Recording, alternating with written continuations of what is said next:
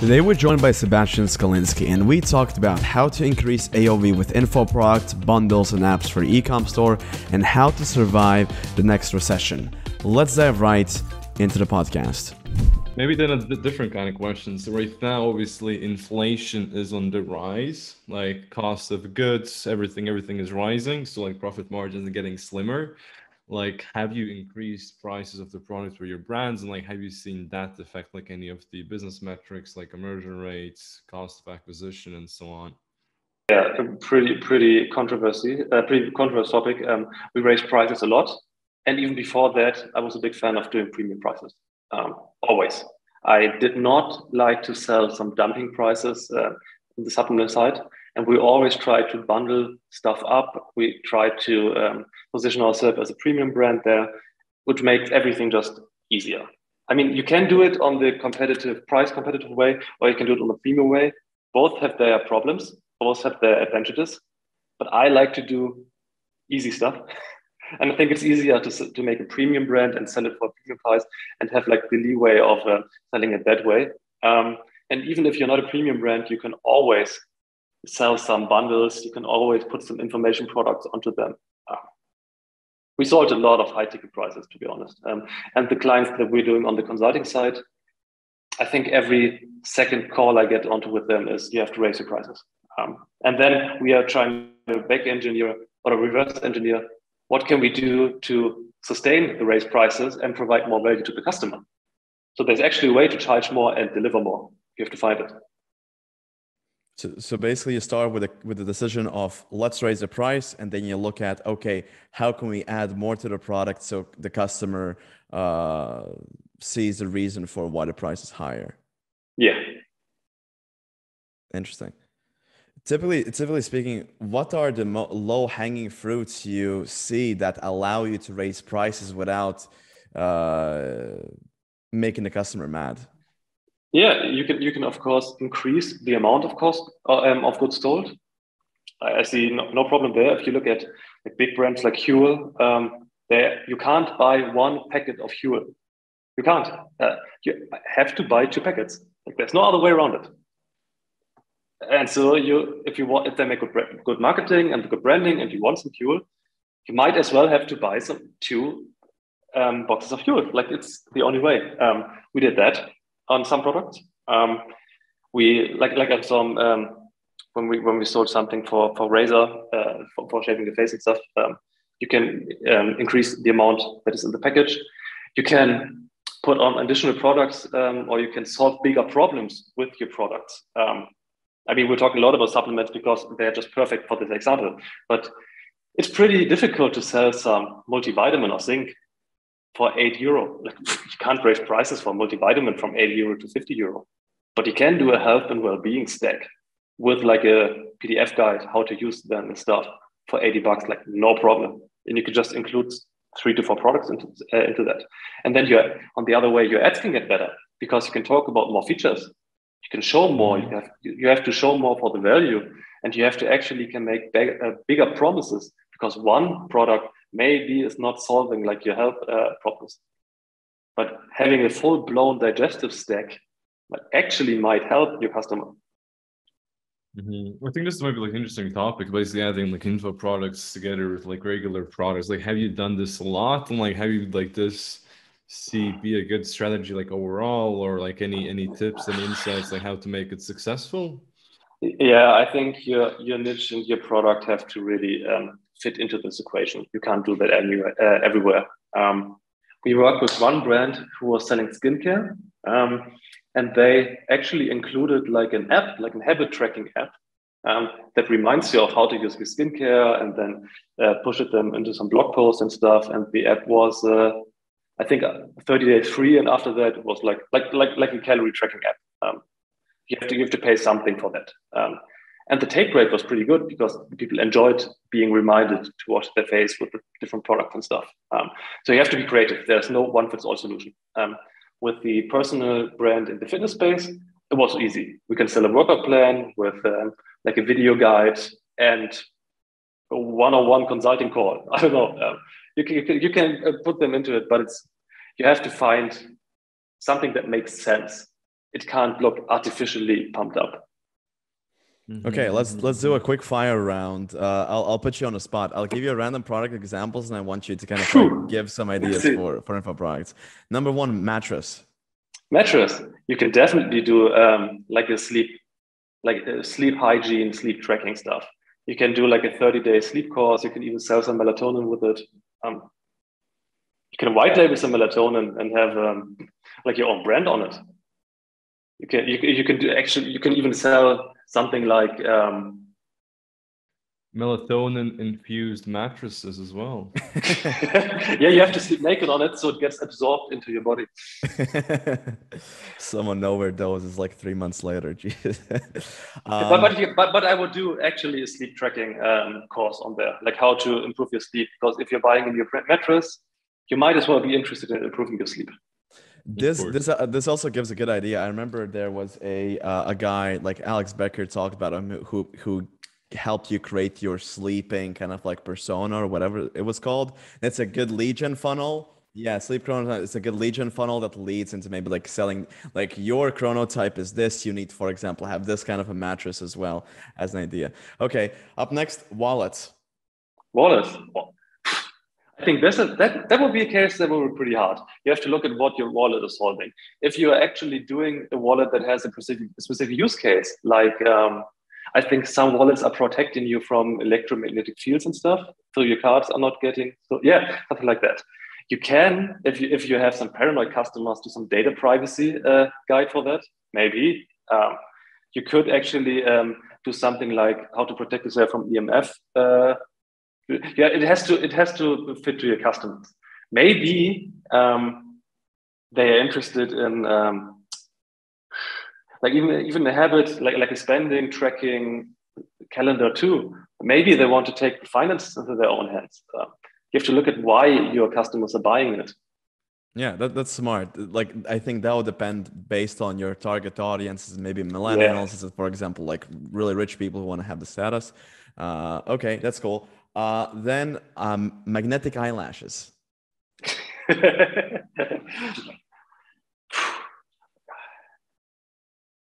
Yeah, I think that would be like a more difficult case because magnetic eyelashes, I think I've sold them once with a client, I think. And one client was selling them.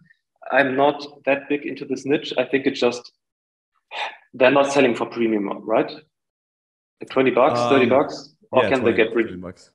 I think it would be crazy because people are buying them just as an add-on for an outfit, but you can get an AOV. We actually spoke with Justinus from Atkins Agency. He talked about he was scaling a magnetic eyelashes brand in the US, and they had an issue that customer acquisition was unprofitable. And then they created a landing page, as you mentioned, where they increased the AOV just by letting people buy at least 2 packs of eyelashes, and then they became profitable on CAC as well. That's a better use case there. I would definitely do some route like that. So let people only buy installments of 2 or 3 eyelashes. I mean, you can even explain to them why is that. Maybe you should clean them after every use and you don't want to be left without one. Maybe it's just without an explanation and the only option to buy some is to buy 2. Some brands are doing that. Like Huel is doing it pretty good. Yeah, they did it without an explanation because they saw a lot of the people would buy 2. So they just said, hey, let's just not have the option for them to buy 1 on like the landing pages we run ads to. Yeah, I advised one client that you're working with now too, Jonathan Arne from Ravi, who's selling like the razor sponges. We scaled to like 500,000 in 30 days. They're crushing it. Of course, obviously with your help on the email side, but I advised them to make some products with 2 or 3 razors in there, just for Facebook, because the AOV on Facebook is a problem. AOV on TikTok is easy, but on Facebook we changed to just selling bundles now. Yeah.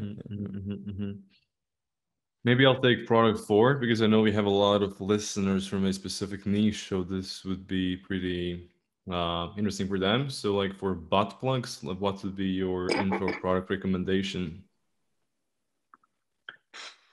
No idea. But interesting butt plugs. Maybe they can talk to Reynes. I don't know. I think so too. Free 30 day. What's your idea, Rainus? corn- What's your info product? It's a free 30-day corn hub trial Amazing. as an Amazing. upsell. Like if you buy through Traffic Junkie.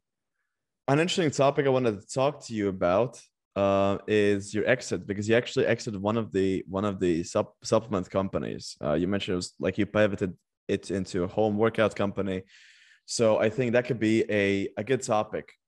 Exiting your brand. Firstly, how did you came to the decision? Who, like, did you sell it to a private equity company? How did you find a buyer? All those big questions.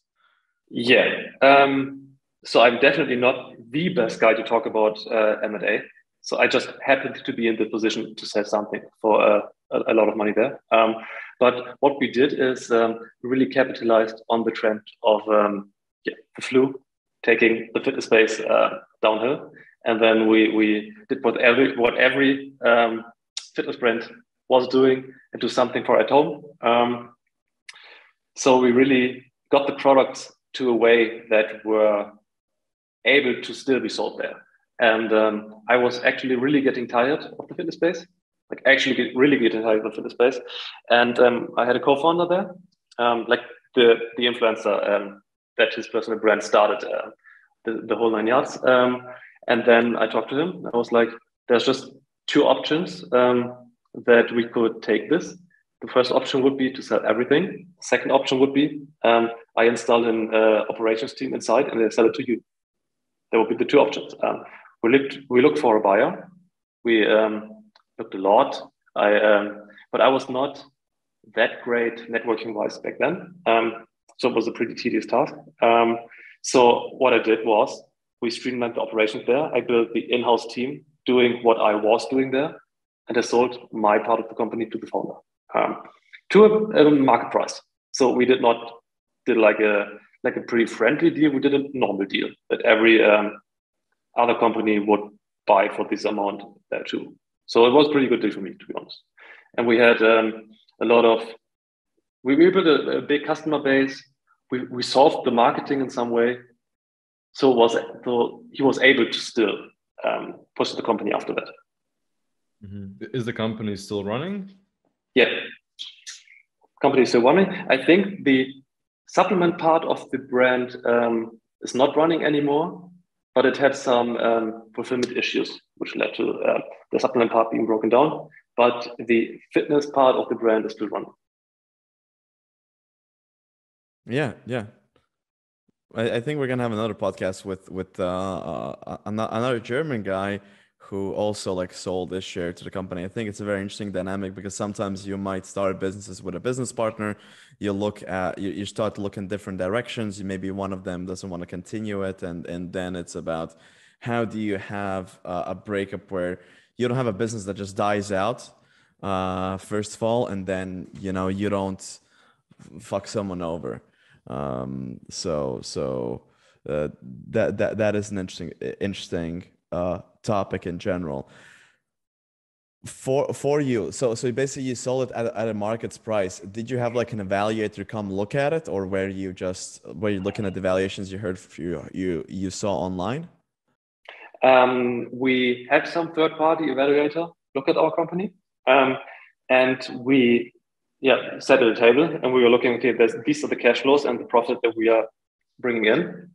This is the route that is on a pessimistic side, and that is the route on an optimistic side. And then we pretty much just projected the cash flow. And I told him, I'm basically just getting the cash flow at a discount, like discounted cash flow method right now, instead of over the next 12 to 24 months. Gotcha.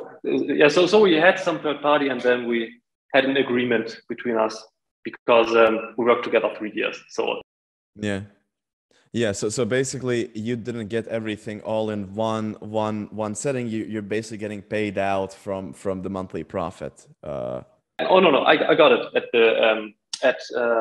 at the date where we signed the contract. Okay. But the amount was derived by what would be for sure coming in over the next month if everything continues the way that we set it up. And we had some kind of earnout, and the condition was that the operations are working like they're doing with me inside the company. Yeah, interesting. If someone maybe has a business partner, and let's say the business partners are looking to go different directions, what's your advice to firstly make sure the breakup goes down like, smoothly, and then secondly, how do you not kill the business, if you know what I say? Yeah, 100%. You have to know what you want, I think. If you are on bad terms with your business partner, which for some people is the case, like they actually resent their business partner after a couple of years, I think then you have bigger problems to solve. But the thing is, if you are actually looking at how the stuff is going afterwards, I would say just clearly define what exactly is what you're doing, and then see who you can hire to continue doing that. You have to dehumanize yourself there and see what kind of part of the operations are on your side, and see who would I need to bring in to get myself out of there. I think how Mosi was talking about, you have two ways. Either you sell it to yourself, which means you remove yourself from the company and still continue to take dividends, or you sell it to someone else, but the route up until this point, like the way there, is the same. You have to remove yourself from the operations. You have to see what are you doing day to day, and then bring someone in who can do exactly that. Or maybe there are two guys that are needed to do what you're doing by your own. Yeah. That's an interesting way to think about it. I think this will be something a lot of business owners listening to the podcast need to sit down and ask the question themselves: how can I dehumanize myself? How can I be replaced? Because sooner or later you'll need to do it. Like as you're, for example, you're going into like a bigger business, bigger business opportunity. So you need the extra time to actually focus on it. And this leads us into the next topic, the mini VC business. Have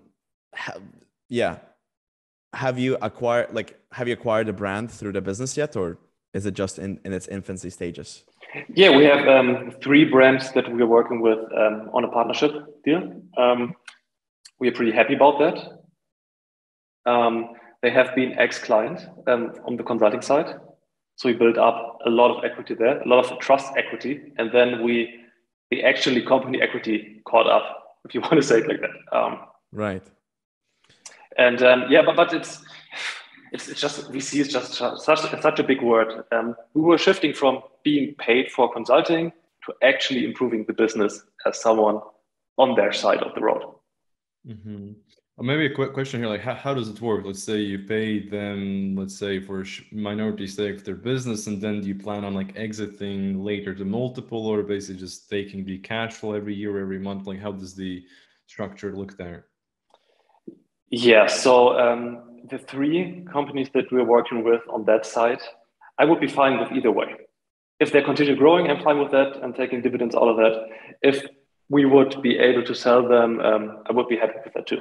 And these are companies that actually would be sellable because they're not just the founder and one Chinese supplier, because they actually have like a company there. Our goal is like, we of course, we paid some fee. We paid some for minority stake. On one client, we did some consulting for equity. And then we brought in some talent to help them on the operation side. So we help them either with capital, team, or time. Nice. Mm-hmm. Okay, gotcha. But it's just in the infancy. Like I think 3 brands is not in VC. 3 brands is like consulting for equity on a small scale, and just learning the ropes to not fuck up. Yeah. What's the difference between, for example, someone doing consulting with you versus this equity? Yeah. On the consulting side, it's a done with you model. They actually have to do the work themselves. On the equity side, like we actually have to get your business. We actually have to see some potential in there. And what we're doing there is we're looking, what is your company lacking to achieve the next step? Maybe it's talent, maybe it's knowledge, or maybe it's some context, some distributional context, some like warehouses and stuff, just contacts and network. And we see what is missing there and what we could provide to realize the next step with them. So we're actually proactively solving the next variable of the question for them.